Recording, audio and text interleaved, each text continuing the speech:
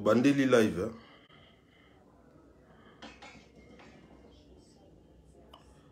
Hein? Bandeli live. Bandeli live pour.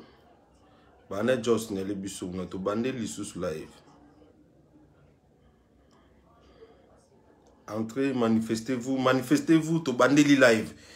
Bandeli bino tamboko tabo aimer, mettez les cœurs pour partager. Bandeli live. Mettez les cœurs et partagez. Bandeli live. Bazo bangana lo baba vérité a. Déjà kuna atabo bo signaler a. Atabo signaler bo samni lo rotin parce que kuna déjà Isidore Kwanja alobi makamunyoso. Atabo signaler Isidore Kwanja kuna déjà lobi ba vérité. Bozo signaler na binonga pour rien. Ba vérité tout est bimi déjà. Donc atabo signaler bo kati live y a problème té. Ba vérité tout est bimi menga na lingina bimi sali sous vérité mon sous. Oyo Isidore Kwanja lobi yango bien té. Oyo Isidore Kwanja lobi yango bien té. Ba vérité déjà bimi atabo kati live atabo signaler bo ça eloté. Bah bo mettez les cœurs pour partager. Les cœurs, mettez les cœurs, partagez les liens. Mettez les cœurs, partagez les liens, s'il vous plaît.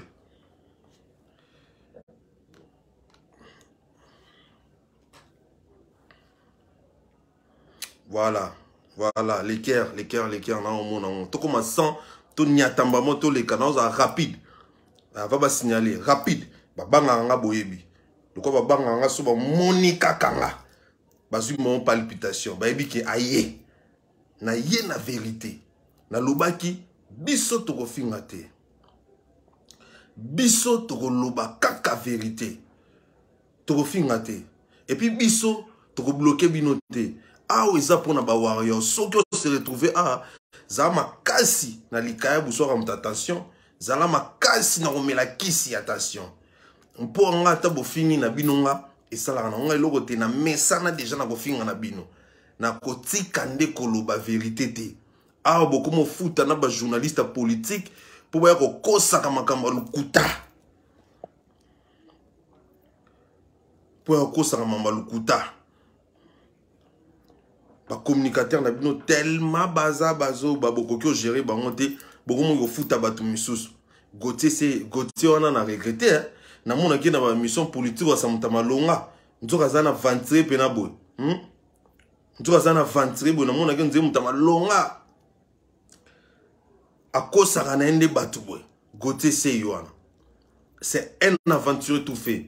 Et puis tu refoules a été ah tu le vérité concernant comme ça éclaircissement, tu éclaircir opinion.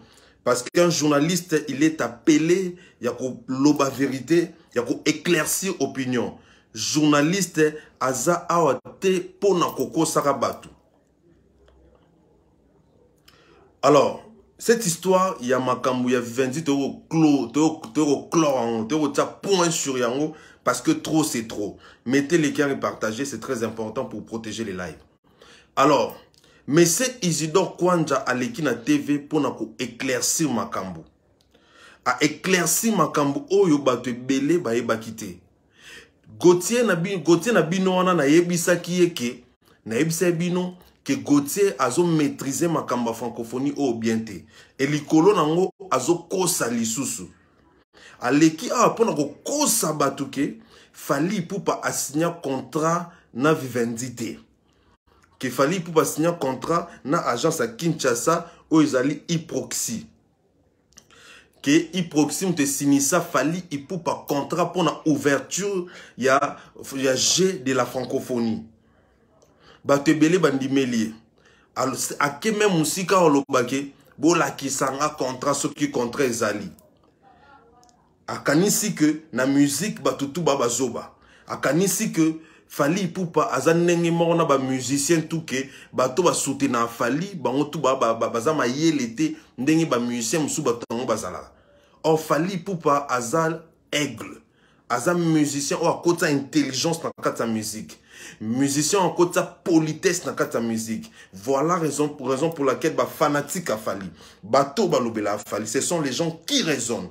Ce sont les gens très intelligents. Biso toi bazo bate.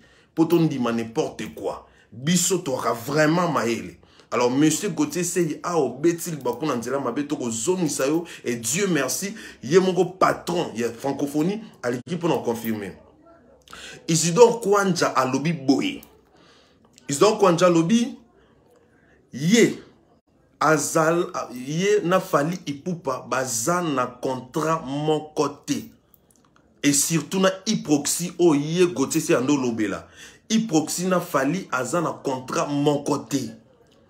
Isidore Kwanja lobby, hyproxy ba signa qui contrat na francophonie pour hyproxy est organisé ba animation périphérique. Animation périphérique et zanine. Tout le monde a une francophonie banda qui mambo ndo sala mana balabala, ba jeu ndo sala mana balabala, ndi watu ndo bina na nzela, ndi ba spectacle ndo salama. Hyproxy a signé un contrat na francophonie pour na co-organiser nuit africaine. Nuit africaine est très différent de la francophonie. Nuit africaine, organisation est biso moko. On a organisé ça justement pour notre gaieté, pour notre joie dans la francophonie. Il y a une cérémonie la plus importante dans la francophonie, et c'est l'ouverture de la francophonie. Tout ce qui a suivi après, est vraiment importante. Et ça qui est organisé uniquement pour nous accompagner la francophonie, pour notre SNO, pour notre gaieté, pour notre joie, pour notre emballer public. Alors, hyproxy, oyo yé Gauthier wana zolobela, oyo zo maîtriser ta bienté.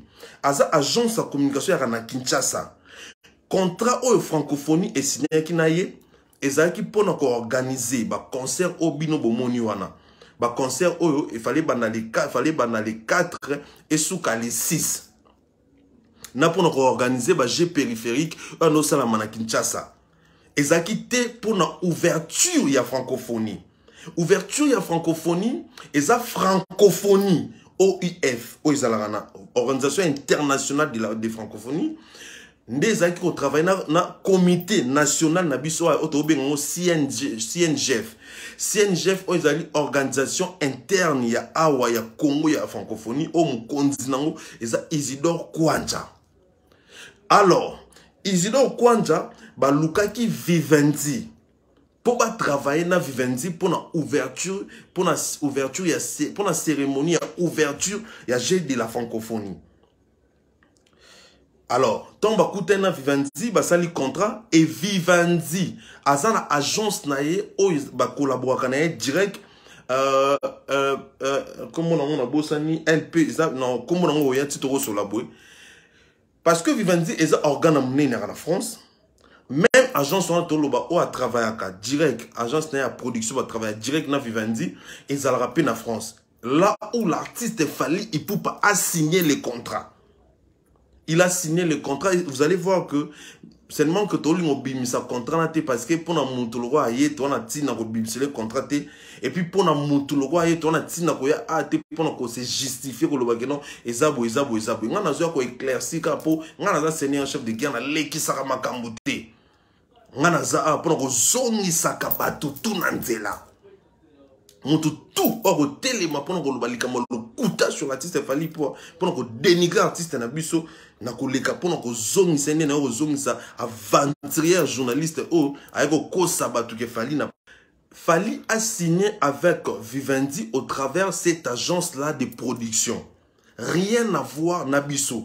Yo moni même Isidore Kwanja lobby en tout cas biso na Fally toza na toza il y a rien à voir entre nous et Fally.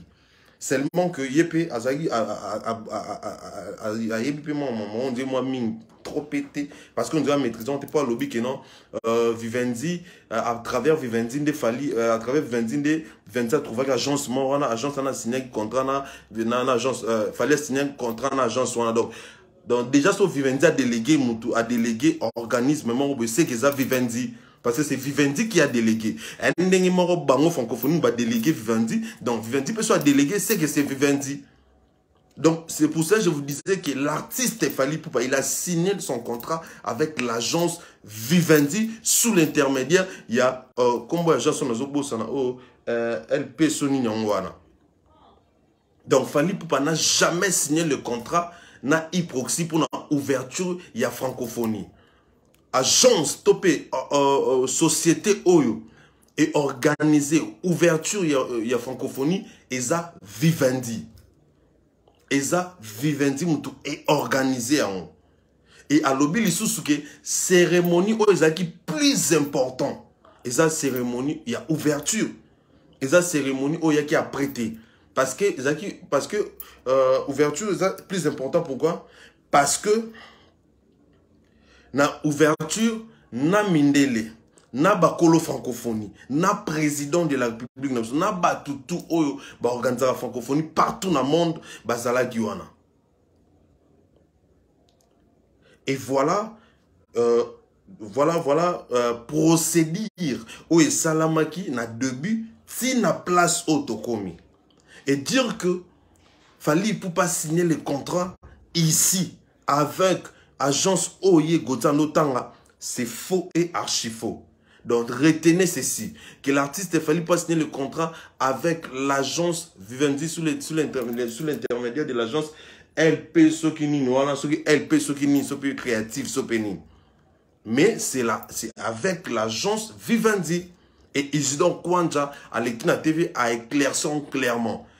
Tout un problème en français, c'est tellement clair que vous devez comprendre que Oyo, monsieur Isidore Kwanja Lobi, est exactement Oyo Bisoto Banay Koloba.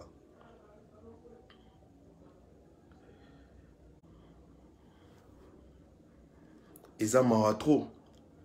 Maman longo ko sa les ébélés. Musique ya ko beta ezali. Boluka bo beta ba concert, boluka bo sala makamba minene. Botika ko diembela na makambo zanga tina boy. Boyo tika ko kosa ka makambo lukuta, ko kosela l'artiste fali pour pa makambo ya lukuta. Cela ne vous sert à rien. Le plus important c'est que bo sala musale mona na miso abatu. Bozo zala ba nominé kuna trophée boko zwate. Bako bossa na bino ba yebi même pas bo existaka. Bako nominé bino même sur 3 catégories attends manko un trophée boko zwate. Le plus important c'est que ça la yangoana. Le plus important c'est que tina batute baluba makambu ya lokuta po et ça la bino bien po et tombo la bino. Voilà aujourd'hui vérité bimi.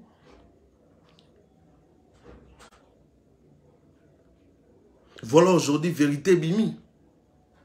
Tandi bazo signaler biso nzambe nanga tala ndenge bazo signaler